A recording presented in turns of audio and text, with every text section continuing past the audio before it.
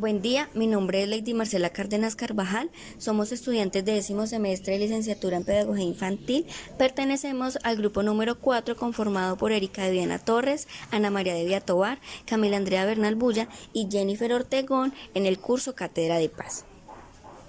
Colombia ha sido marcada por múltiples sucesos que a lo largo de la historia han dejado impactantes hechos de violencia, entre los cuales encontramos y creemos de valiosa importancia resaltar los sucesos de la toma de Amitú, capital del Vaupés, llamada Operación Marquetalia por las FARC-EP, Fuerzas Armadas Revolucionarias de Colombia, aproximadamente a las 4:45 de la mañana del 1 de noviembre de 1998.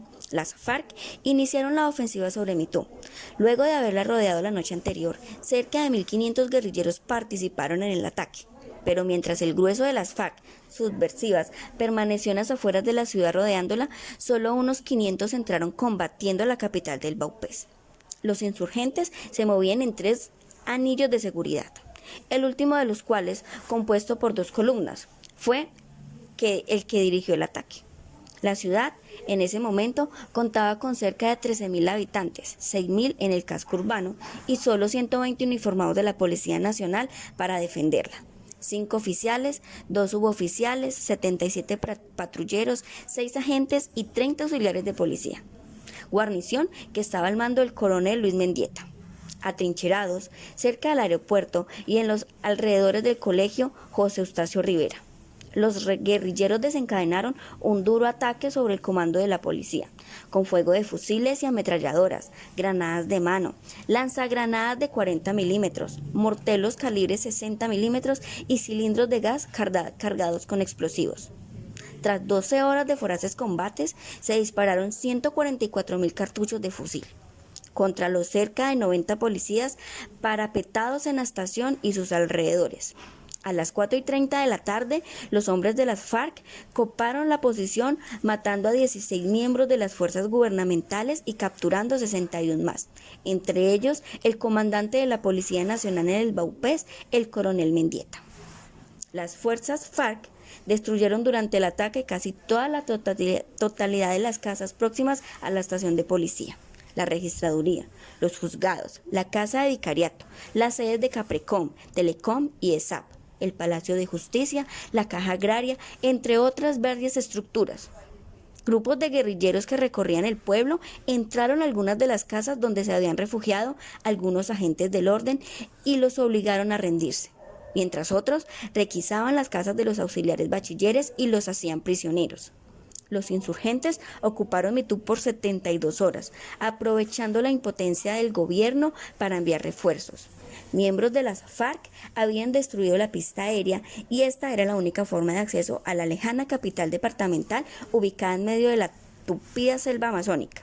Sin embargo, las fuerzas gubernamentales prepararon el contraataque.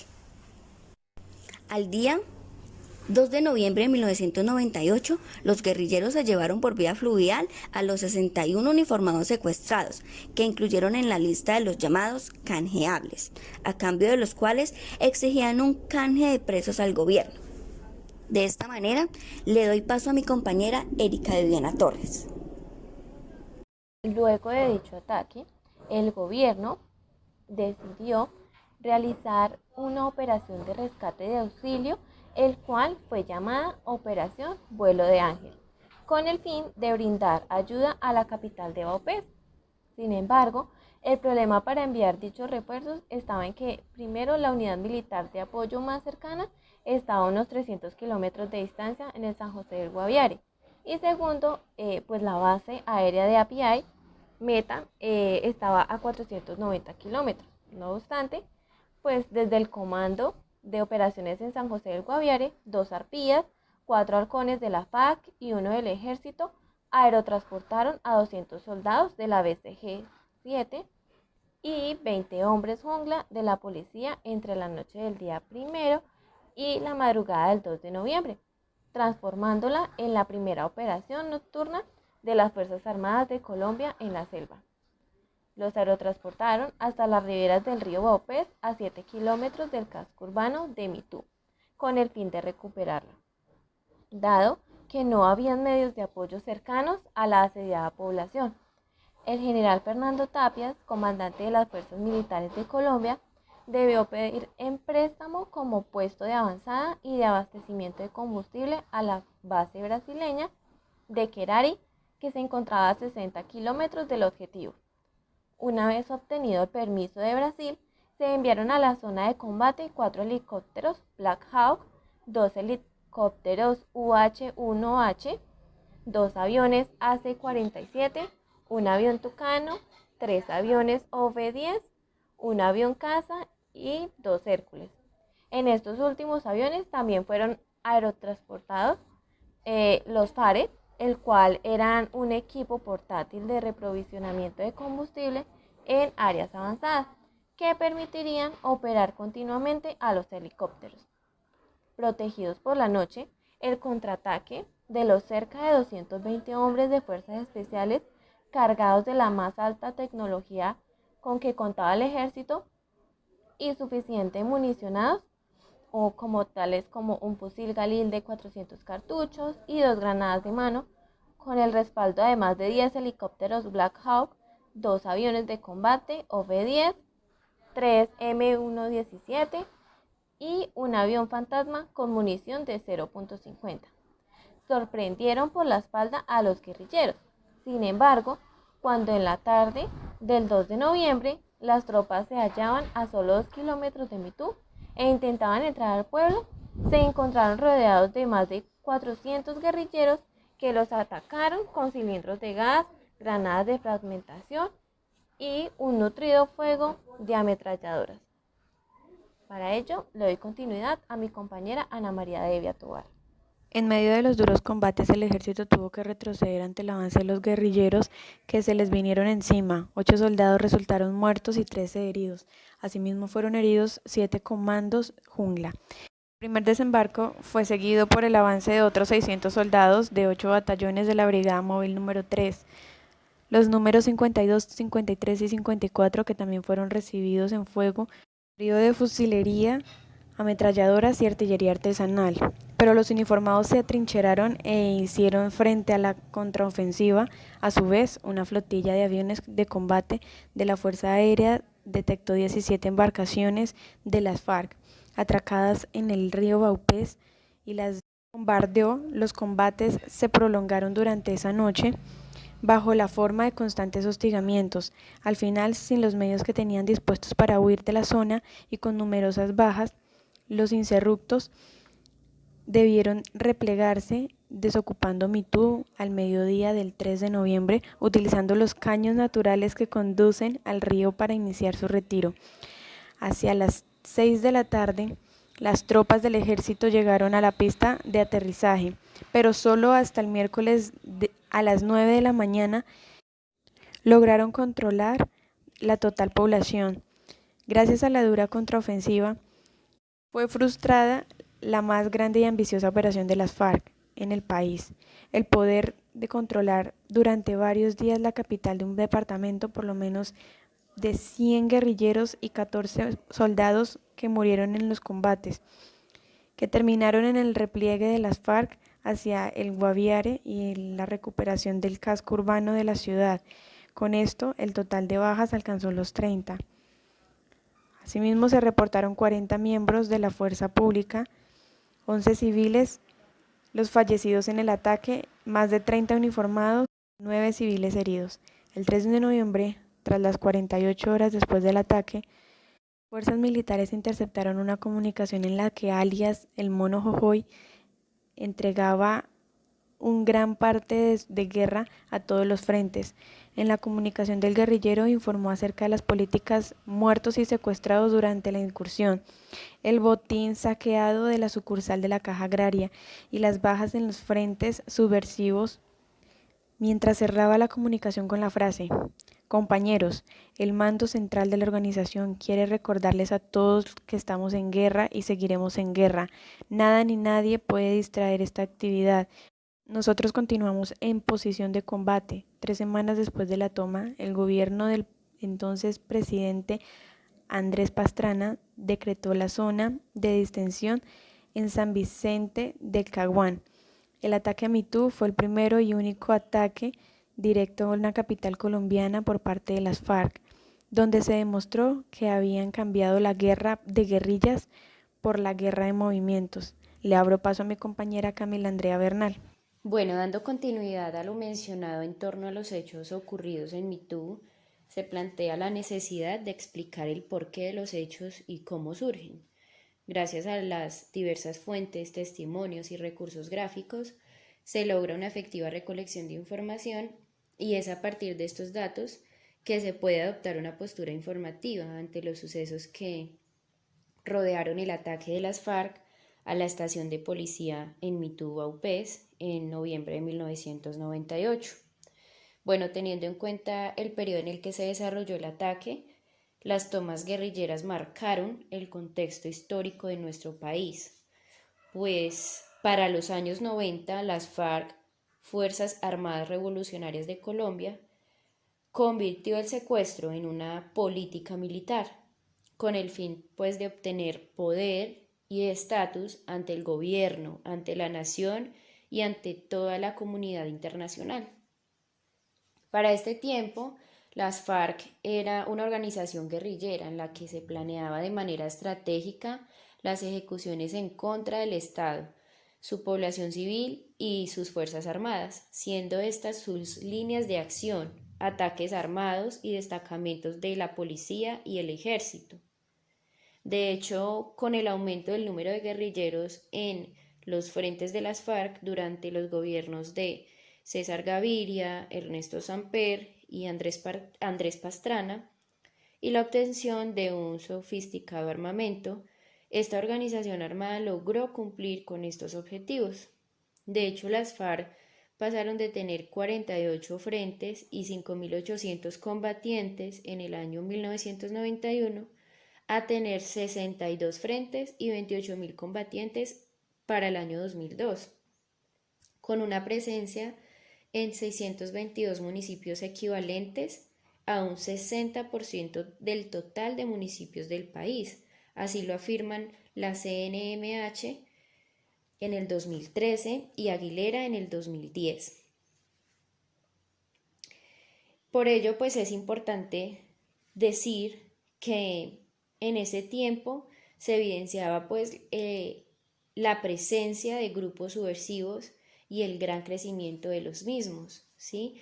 Entre sus estrategias militares también se encontraba para entonces el cerco a las ciudades capitales y la organización en bloques de frentes, comandos conjuntos y comando general para desarrollar tareas ofensivas y acciones bélicas contundentes contra regimientos de militares y de policía, incluyendo también el secuestro de uniformados. El desarrollo de este programa de la guerrilla encontró un espacio propicio para su ejecución en el periodo presidencial de Ernesto Samper, entre el periodo de 1994 y 1998. Una de las principales razones para ello es que pues, ocurrió en el marco de la deslegitimización de este gobierno por la filtración de dineros del narcotráfico en la campaña presidencial, en un expediente que alcanzó resonancia pública bajo el nombre de Proceso 8000. Bueno, esto se desató a mayor escala de ataques bélicos de esta guerrilla en el país. La toma de poblaciones y destacamentos de policía y militares fueron pues el objetivo de las FARC, que tendrían pues un punto culmen en la toma de Mitú. En este periodo presidencial se presentó pues una acción singular de la guerrilla, el ataque a la estación militar de Las Delicias en el Putumayo el 30 de agosto de 1996. Esta acción fue ejecutada por 600 guerrilleros con un saldo de 60 militares secuestrados, 54 muertos y 17 heridos. Así lo afirma la CNMH en 2013. Y es por eso que digamos que este suceso se convirtió en la antesala y el presagio de lo que sería la toma a Mitú, la capital del departamento del Vaupés. Por ello, pues, Para finalizar, pues cabe mencionar que el papel del desplazamiento forzado en este escenario es muy claro, porque como se expresaba en el apartado anterior, las FARC tenían muchísima presencia entre el periodo comprendido de 1994-1998 y pues generaba en la población colombiana terror a la hora de abrir un negocio, de ubicarse en sus viviendas, porque realmente la gran mayoría del territorio era para ese entonces zona de conflicto. Entonces, no había la libertad de elegir un domicilio que permitiera el sustento diario, porque las poblaciones estaban condicionadas por el orden social y económico liderado por las Fuerzas Armadas Revolucionarias de Colombia. Entonces, incluso pues el secuestro eh, era parte de ese desplazamiento forzado y que muchas familias fueron víctimas de todos estos ataques subversivos que iban en contra de la integridad de los pobladores de aquellas zonas que para ese entonces eran zonas guerrilleras. Entonces, todo este proceso se convirtió en un recurso político para el manejo estratégico del conflicto. Entonces, a continuación le doy paso a mi compañera Jennifer. Teniendo en cuenta la pregunta número 3, ¿cómo el proceso de memoria de conflicto armado en Colombia contribuye a la construcción de una cultura de paz? Nuestro grupo de trabajo considera que el Estado busca que la sociedad colombiana acceda a aprender y a saber sobre el conflicto armado. La memoria histórica es un campo que sí busca reconstruir un pasado a veces conflictivo de las sociedades desde dos ángulos distintos. Por un lado, la memoria. Por lo tanto, cuando hablamos de memoria, lo que queremos poner en primer plano es la voz de las víctimas, el recuerdo de las víctimas, la manera en que vivieron ciertos hechos en el marco de la guerra en Colombia, la búsqueda de enmarcar esas memorias en procesos sociales y políticos de más largo alcance. Es importante en cualquier país, cualquier sociedad, porque no es solo recoger la versión oficial, sino la versión desde la sociedad, las comunidades, desde las víctimas, y que realmente las nuevas generaciones tengan y conozcan lo que se ha vivido, lo que estas personas han aportado y lo que se puede construir a partir de esta información.